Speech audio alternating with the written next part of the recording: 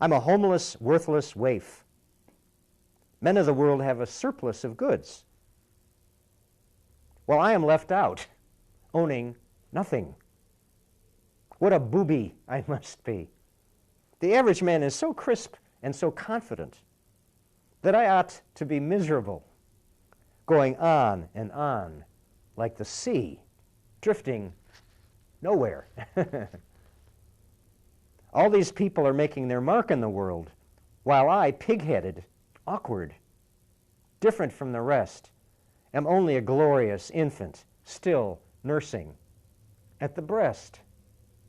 I'm glorifying the source by being this booby, as he calls it, this fool, who just immerses himself in the source rather than focusing on these ambitious agendas.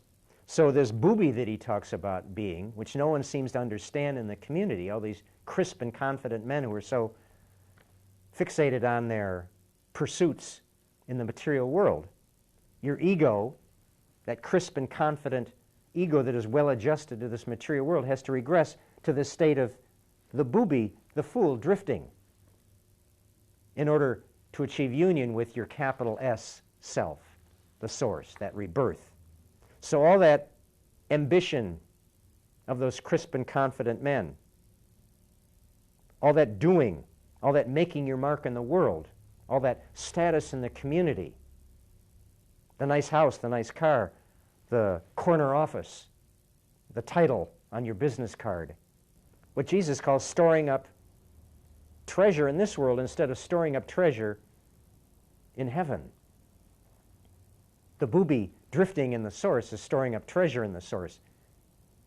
He's having that direct, irrefutable experience of union with the source, that heart-singing joy, the guzzling. A man anxious for knowledge adds more to himself every minute.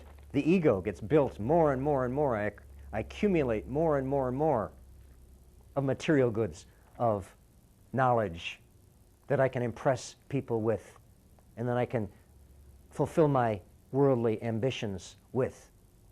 A man acquiring life loses himself in it. So it's the difference between acquiring, accumulating, adding more to this person that we call ourselves, this ego, or the booby drifting, going nowhere, losing yourself in life. Life, the Tao, the source. Don Juan always used to like to take Carlos just wandering in the desert, losing himself in the source. Wandering means there's no goal, no destination. You're just like the hero on the horse with the reins dangling loose, letting nature take you where it will, rather than saying, take me over here, take me there, take me there. When you're drifting in the ocean, you're not telling the ocean which way to take you. You're just drifting to the crisp and confident, goal-directed, achievement-oriented world. Drifting aimlessly is a curse. That's a condemnation. Oh, he's just drifting. His life has no purpose.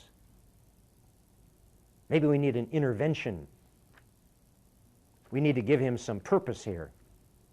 He's just wasting his life. He's the booby, the fool, the simpleton.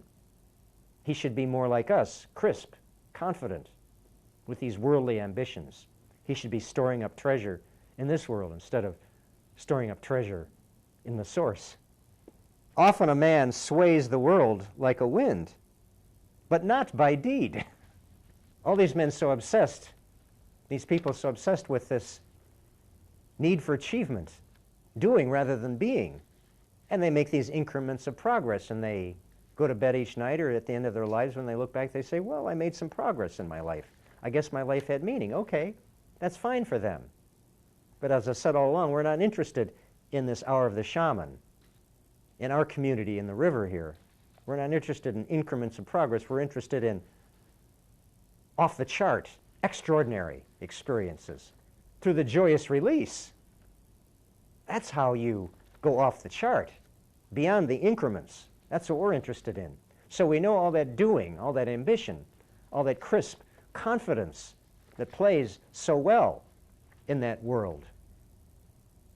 that values achievement so highly and doesn't understand being, we know the way to go off the chart and sway the world like a whirlwind by the booby's way, the fool's way, the shaman's way.